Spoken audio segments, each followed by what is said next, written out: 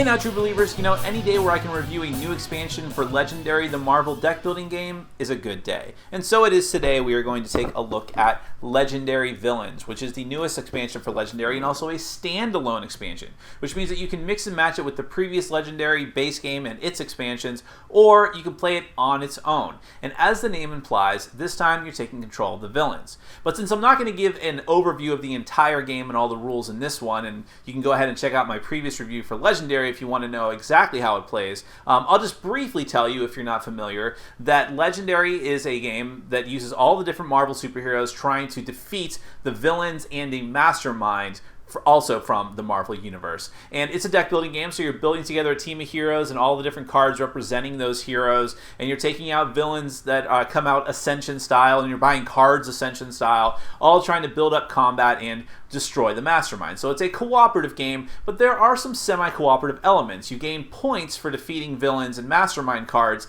and therefore at the end of the game, someone can be the ultimate superhero. Now in Legendary Villains, the premise is the same. The game is basically the same as it was before. All the mechanics work the same, but as I said, you're taking control of the villains, and now you're trying to stop all of the heroes and the commander who's controlling all of those heroes from furthering their plot and succeeding in destroying the villains and putting an end to their nefarious schemes. Your nefarious schemes, because you're taking control of the villains.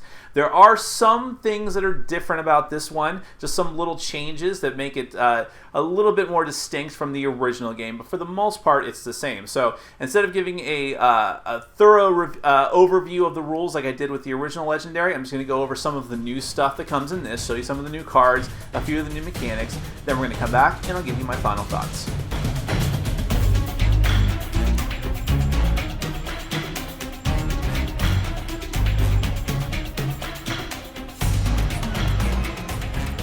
Okay, let's take a look at Legendary Villains, the newest standalone expansion for Marvel Legendary, the deck building game. I'm not going to give you a thorough overview of the rules because most of this game plays exactly the same as Marvel Legendary, the original base game. So if you want to know how to play that, you can look at my original review of Legendary. Otherwise, I'm just going to show you some of the new stuff that comes with this game. And the first thing we should take a look at is the board, which is no longer really a board, now it's a playmat. Now, the theme of Legendary Villains, as you might guess, is the flip side of the original Legendary game. Instead of trying to field a team of superheroes to stop a mastermind and his team of villains from completing their scheme, you are fielding a team of villains who are trying to stop a commander and his team of heroes from completing their plot. A lot of this game just has flipped terminology. So, for instance, instead of the headquarters, the SHIELD HQ, you have the lair. This is where your villain cards are going to reside. You still have the city, but instead of a mastermind, you have a commander. Instead of a scheme, you have a plot. Instead of a wound, you have bindings, although that's also mechanically different. And instead of the villains deck, you have an adversary deck, and all of the heroes come out of your ally deck, not the hero deck. Now let's look at some of the new stuff. Like I said, most of this is just analogs of the original Legendary stuff. So instead of the SHIELD agents, you have the Hydra operatives that give you the recruit point. Instead of the SHIELD troopers, you have the Hydra soldier that gives you the combat point. There's universal cards that you're able to buy at all times in this one, but you actually have two choices instead of just the SHIELD officer Maria Hill that you had in the original. You have Madam Hydra, who will give you 2 recruit like the original SHIELD officer would, but she also has the dodge ability, which is a new ability that a lot of cards have in this game, which lets you, if you want, instead of playing the card and getting its ability, which in this case you actually have to discard a card in order to get her to recruit, if you don't want to do that, you can simply discard this card and draw another card. That's what the dodge ability does. You don't play the card for any of its abilities, you just get rid of it and draw a new one, which makes it much more versatile. If you don't like that, if you have nothing else to spend your recruitment points on, you can always take a new recruit.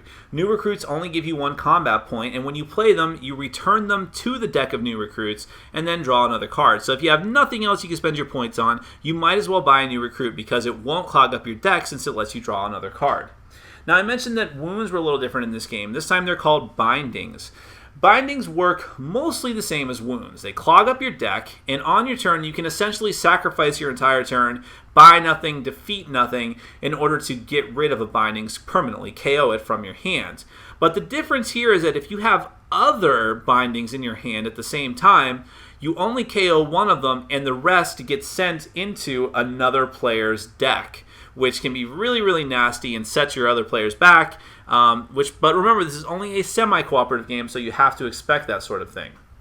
Bystanders are back in this game, except that the difference is the heroes don't technically kidnap them, they guard them from you, the predacious, if that's even a word, villain. So here's your standard bystander, but there's also special ones, which were a concept introduced in the Dark City expansion. So you have the engineer, who is going to possibly let you KO one of your 0 cards off of your deck. You have the computer hacker, which when you kidnap it, you can draw an extra card when you draw a new hand of cards at the end of your turn.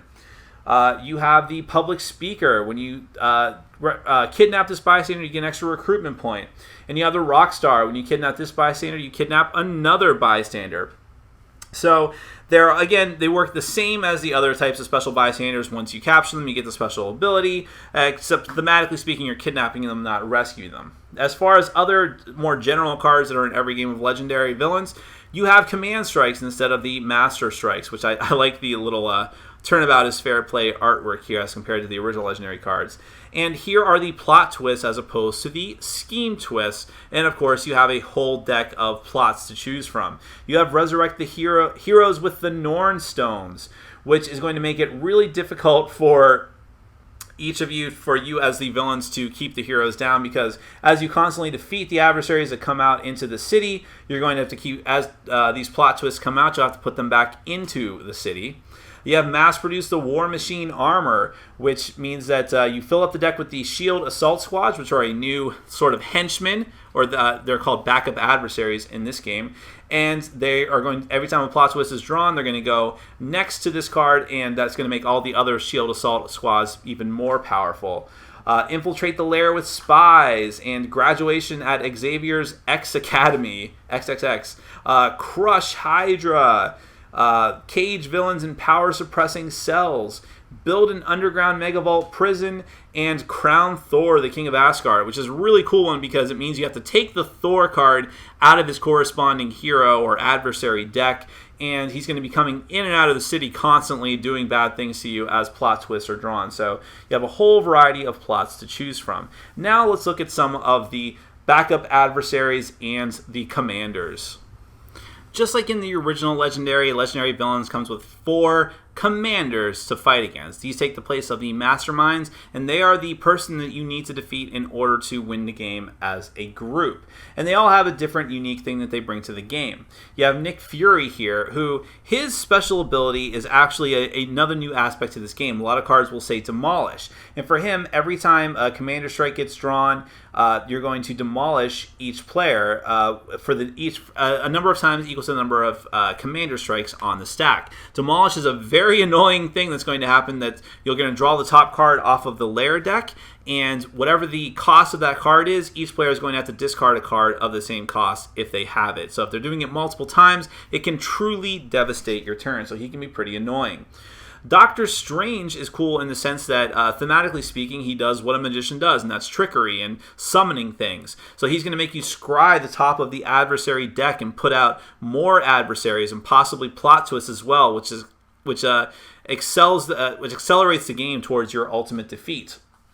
Odin always leads the Asgardian warriors, and the reason for that is that whenever a command strike is drawn, you're going to take Asgardian warriors out of people's victory piles and put them back into the city, and each one in the city makes Odin stronger and more difficult to defeat. But perhaps the nastiest of them all is Professor X, and the reason for that is that, like a true mind-controlling telepath, he is going to take control of the highest cost adversaries that are in the lair, the highest cost allies that are in the lair, and because of that, he's going to keep good cards away from you, and every ally that he takes control of increases his own power, making him harder and harder to kill. But that is very thematic, of course, to what Professor X does.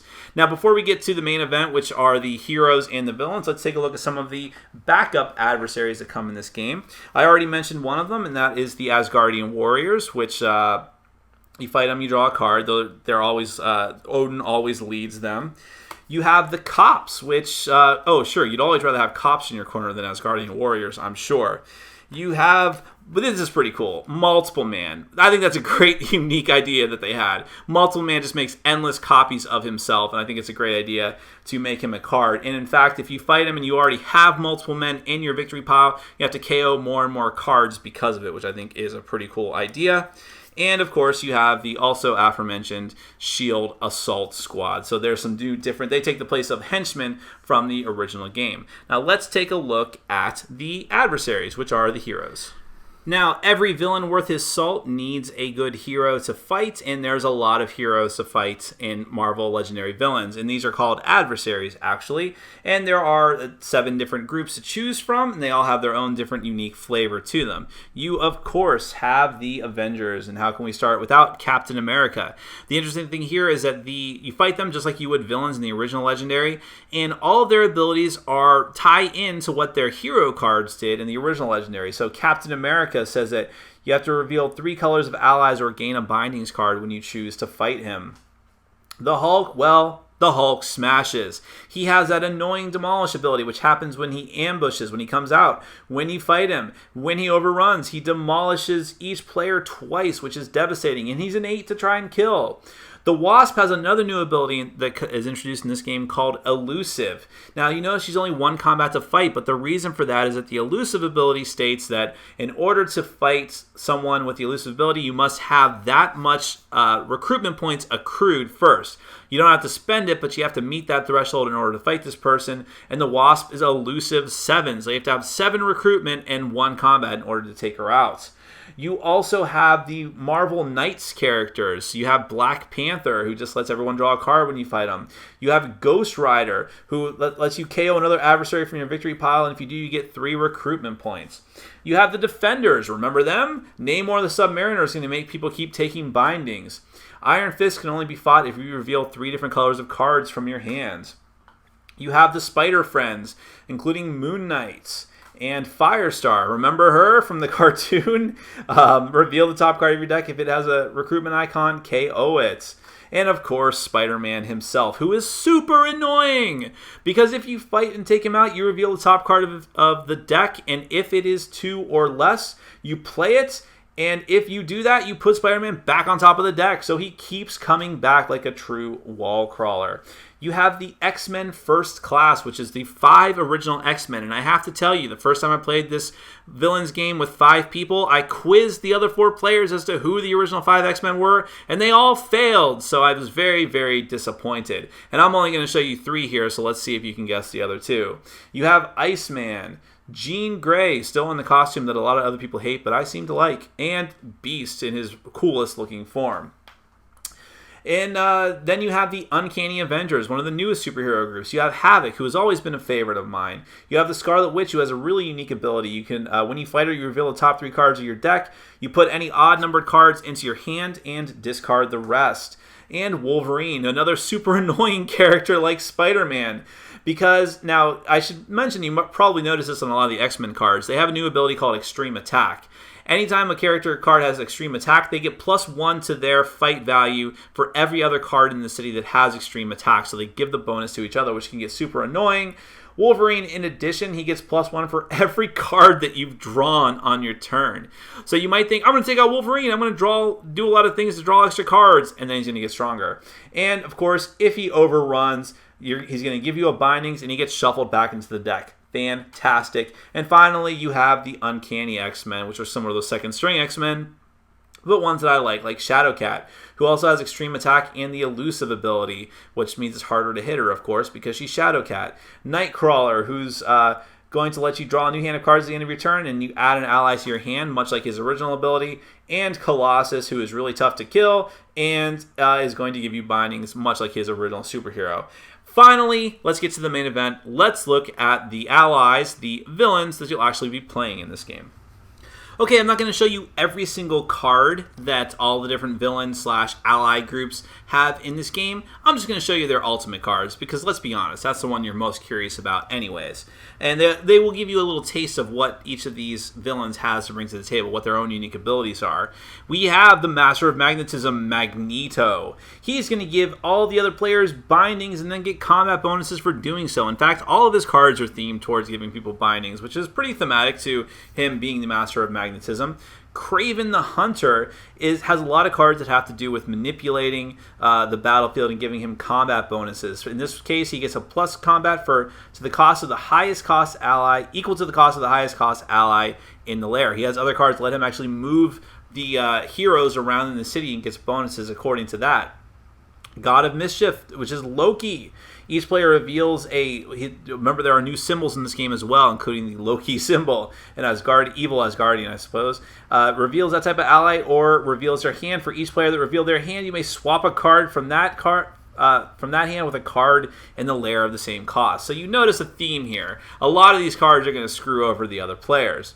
Endless Underlings, the Kingpin. The Kingpin has a lot to do with getting recruits. Remember that I mentioned recruits are cards that you can just take, use, put them back on the pile, and draw another card. This card gives you 3 of them, and if you key off his ability, which is this, Streets of New York symbol here, then with 2 of them that you need, then you're going to be able to actually, every time you use the Underlings in this turn, you would instead put them back on the bottom of your deck. So you constantly are cycling through new recruits.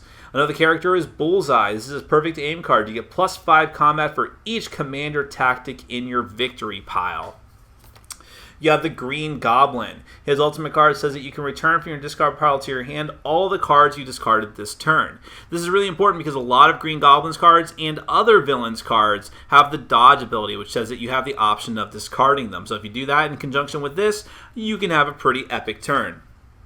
You have Octopulverize, and as you might expect, a lot of Dr. Octopus's cards have to do with 8. In this case, you discard from the top of your deck until your deck runs out, and if you've discarded 8 cards, then you get plus 1 combat for each card you discarded this turn. You have Upper Hand, which is really mean to the other players because it gives you a combat bonus, sure, but each other player reveals a top card off their deck, and you can choose any number of them to permanently KO. And if you happen to play another one of the Instinct heroes, then you also get a combat bonus for doing so. The Enchantress, just like when you defeated her villain card in the original game, you get to draw 3 cards, and if you played another Loki-type hero, or ally, then you get to put her back underneath your deck. Mystique, as you might imagine, lets you reveal the top 5 cards of the ally deck, and you get combat equal to their total printed combat, then put them back. So she temporarily takes the place of another type of other more powerful allies, and that's what a lot of her cards do. They let her copy other people's abilities. False Reflection. A lot of Mysterio's cards let you actually get rid of cards from the lair and use them in order to get recruitment and combat points. And his ultimate card lets you do that a lot. You can actually put a number of different cards from the lair back underneath the deck and get their printed combat and recruitment points. For every Sinister Six villain, you can repeatedly do that. Electro is going to give all adversaries in the commander -1 combat, and if you've played 2 other Sinister Six heroes, you get to do the same effect again. Venom, Ravenous Greed. Each other player reveals an Instinct ally or KOs a bystander from their victory pile. And if you've played another Instinct hero, you can kidnap all those bystanders that you KO'd and get 1 recruitment for each of them, in addition to 5 combat. And that's just awesome artwork, isn't it? Molecular Rearrangement. Each other player reveals a tech ally or discards their hand. Each other player who discarded their hand this way draws 5 cards. And if you've played another tech ally, you get +3 combat for each one. For each ally discarded this way that costs 7 or more. And finally, probably the meanest but most fun card in the game, Juggernaut. His Unstoppable Force card says that you get +5 combat, and you can either KO 2 cards from each player either KOs 2 cards from their hand or from their discard pile, and you get +1 for each non-gray ally KO'd this turn. You can totally, but late game, you can totally screw someone up with that because their hand is going to be full of really good non-gray cards. In any case, that's just a not all that brief overview of all the new stuff that comes in Legendary Villains. Now to my final thoughts. Okay, my final thoughts of Legendary Villains are going to be broken down into two halves. There are a lot of gamers and some other board game video reviewers who are in love with this game, who think it's the second coming of Jeebus, and when you mix it together with the original Legendary, it just becomes like this box of amazingness that can never be beaten. The greatest thing since sliced bread. For those people, go ahead and watch the first half of my final thoughts. I'll tell you when to bail, and then you can just go on thinking that there's absolutely nothing wrong with this game. For those of you that want the full review, you'll hear why, in the second half, why I think there's some problems here and some things that I'm really, really disappointed about. So, as far as the good things, this is Legendary. It is more Legendary, and that is awesome. I love Legendary. It's one of my top 10 games for a reason, and having more of it is never a bad thing. You can take any of the villains that are in this game and mix them together with the heroes from the first game, play with them, and just have these awesome mashups that you wouldn't think are very thematic, but the Marvel Universe is insane. So it makes total sense to me that all of these heroes and villains would be teaming up to take out Professor X. Why not? Venom and Spider-Man team up to take out Professor X. Makes total sense to me. I'm sure for a lot of comic book fans it does as well, because that's how crazy they've run out of ideas in all these different comic book companies, and they're coming up with crazy ideas like this. I mean, one of the hero groups, the adversary groups in Legendary Villains are the Uncanny Avengers. So that should tell you all you need to know about the state of comics. So it's very, very cool and thematic that you can mix together all of these different things from the different sets of the game. But how about the game on its own, Legendary Villains? It's legendary. I mean, nothing is fundamentally different, but there are some little tweaks that are cool. You have things like the dodge ability, which is very cool because it makes your cards more versatile. There's a lot of cards, like Ultron has a card, Green Goblin has a card, and Madam Hydra, who's one of the new stationary cards you can always purchase. Those are just a few of many cards that have the dodge ability and that give you recruitment. Well, maybe you don't want recruitment this turn because there's nothing good to buy anyways. Maybe you would like to get a lot of combat. You know you have other combat cards in your deck, so you dodge that card. You cycle it, you draw a new card. I like that versatility. Other turns you do want to go for recruitment, so you might want to save it. I really like that aspect of the game. Other new abilities, I like the elusive thing that the adversaries have, which means that you have to, it's sort of a weird take on the bribe ability that was introduced in Dark City, and bribe works how you could mix recruitment with combat to take out villains. In this case, you need to have a threshold of recruitment before you can even consider spending your combat to take out one of the adversaries, which I just think is a cool thing because like the Wasp only takes one combat to kill, but you need to have 7, I think it's either 6 or 7 recruitment in order to even use your combat against her, which is very neat and very thematic. Ant-Man is the same way. Some other things, Demolish is super aggravating, but it is cool. Like Thor and Hulk can demolish the players, make them discard cards that match, reveal the top card of the ally deck, and then discard a card of the matching cost, which could just devastate your turn. It's just super annoying, but it is, it's one of those things that the heroes, or the villains in this case, have to come together to sort of fight against and work through. So at least it affects everybody. And speaking of that, I mean, this game is a meaner version of Legendary because you have the cards like the bindings instead of the wounds, where you can give other players bindings. Lots of other cards are going to give players bindings. There's a really mean Juggernaut card that might make every player trash or was a KO 2 cards from their hands. That can be devastating to other players, and I did that to other players. And it was fun, but it was also very mean. Some players are not going to like that, but it is a step above the meanness of the previous Legendary, which was so that makes this much more of a semi-cooperative game. Now that's, well, I won't say anything bad now. Anyways. Other parts of the game are cool. I like the new Recruits card that's stationary because there's a lot of times in the original Legendary where you've got like 2 recruit and there's nothing to do with it. So go ahead and take a new recruit because it's not going to count against you. It's not clogging up your deck. Gives you combat, lets you draw another card. It lets you feel like you're doing something with that leftover recruitment stars. So I like that a lot. All of the different, the new mechanics for some of the the commanders, like Professor X taking control of the different allies coming out of taking control of the different villains and allies and things like that. That's just a very cool and thematic way to express Professor X's mutant power. Odin works like that too, with all the Asgardian warriors coming back to life and coming back out. Those are really neat. So I like the variety that it adds in the different cards, while at the same time not fundamentally changing Legendary as it is. It's cool to see a lot of the different villains represented, like Kraven the Hunter, who's in the comic books is just insane. So, but try not to think about that when you're playing as him or using his cards. And Venom, of course. Venom is super cool. Really like that. Like the fact that you get to play as Loki, the Enchantress, things like that. So they really did a good job having a good mix of villains and their abilities and representing them and having the capability to mix those together with the original Legendary. Okay, that's the end of the overwhelmingly positive stuff I had to say about the game. Now is going to begin the bad part. You can bail if you want. Okay. While I said that more of Legendary is a great thing, they completely dropped the ball with this game. They had the opportunity here. This is a standalone game, okay? People are supposed to be able to buy this game and have a unique experience. That's my opinion. Yes, it's Legendary, so fundamentally some of the mechanics are going to be the same. But there's so many things that they could have done differently with this set to make it its own thing, to make it distinct and different so that people would actually be incentivized to buy either one or the other based on their group's play style, or to get them both and feel like they don't have to mix them together. They can grab either of them off the shelf. Because as it is, this just feels like a giant expansion for Legendary. It really doesn't feel like its own thing as much as it should. All they did was change the names of things in a very aggravating way, by the way, okay?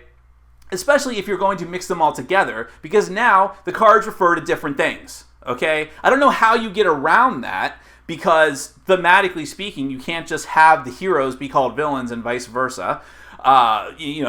And it doesn't make sense that Professor X is called a mastermind, but that would have certainly been an easier way to keep track of things. Instead, they just changed all the text and made it just aggravating for people that have played 25 or more games of Legendary to now pick up this new terminology, and then when you mix them all together, you have to just keep track of everything. That sounds like it's nitpicky, but it's really not. It's super annoying. And they thought that by putting on this veneer of what is all these different terminology, like it's going to make it feel like a new game. No, it doesn't. And that's what's aggravating me. And that's why I call out other board game video reviewers who are saying that this is such a completely drastic change and all of the possibilities it's open. No, it's just more. This is like the Dark City expansion again. In a lot of ways, like I said, that's a good thing, but in some ways it's very, very disappointing. Think about the possibilities of what they could have done with a villains expansions to Legendary. You could, instead of this semi-co-op that's just a little more semi-co-op as far as getting points and throwing bindings in people's decks, you could have had a genuine trader element in this game. That would have been awesome. You could have had, instead of just taking out a commander, because it doesn't make any sense, first off. There's a lot of things that are crazy in the Marvel Universe, but how does it make sense that one commander is controlling a bunch of heroes trying to get together a plot? When was the last time that you saw a group of supervillains get together because they heard that the superheroes were making a prison? Oh my god, they're making a giant prison, or they're making a bunch of War Machine armors, or Thor's going to be the king of Asgard now. We gotta stop this. No, they band together when they're trying to do something evil in particular, or they're just trying to survive because heroes are hunting them down. Why not have objectives? Why not have, take the schemes from the first Legendary and make those into objectives that you have to score? This sounds really weird, but I'll compare this to Tonto Quarry in a way. In Tonto Quarry Romantic Vacation expansion, they had these special reminiscence cards where they would lay out on the table, and they weren't cards that you bought. You had to do something special on your turn. Discard a certain amount of cards. Discard a certain set of cards with different costs or different abilities, and then they would trigger you being able to take that card. Something like this in Legendary Villains, where you are actually working towards a goal that a villain would actually work towards, would be super cool. How about this? How about dumping the cooperative aspect altogether? How about you are working towards, you're kind of sort of teaming up, and you can help each other in some ways, but for the most part, you are trying to get goals, screw everyone else. It's villains. Of course you should do that. It makes sense. Listen, I'm not saying that I have the best ideas of what to do. I'm not a game designer, never professed to be, but what a waste. What a waste of potential. That's what's aggravating me about this, because there's so much potential in this box to have a very cool and unique experience, and they just didn't. They just phoned it in. They just said, let's just make Legendary again. They can mix it with the original. That'll keep them happy. That aggravates me. And what aggravates me even more is that they're mostly right, because I will keep this. I will keep it so I can mix together with my original Legendary, but I mean, when I told people online that they were going to this well too soon, everyone got angry, like, whoa, what do you mean? What do you want them to do? I'm like, well, why don't you just try to make a unique experience? And if you want to mix it together, that's fine, but don't just, paste something new on top of a game that I already own. That's why it's disappointing to me. Like I said, the variety of villains is good. I like that I have new stuff I can inject into the new game, but I really would have loved to have not had to mix this together with the original Legendary in order to justify the purchase for the cost of it, because it is expensive. I would have liked to have had this be a separate game on my shelf and be like, which Legendary do you want to play today? Do you want to do a cooperative experience with Legendary, the original, or do you want to have a really in-your-face, more competitive experience with Legendary villains? But I can't do that. Instead, I'm going to say, hey, let's play Legendary. I've got a bunch of new stuff for it. And that's disappointing to me, so I'm sorry. What's my final recommendation? If you don't have a copy of Legendary and you're interested in it, I would say it comes down to personal preference. Do you like playing as the heroes? Do you like it being more cooperative? Do you like playing as the villains? Are some of your favorite characters from the Marvel Universe villains or certain heroes?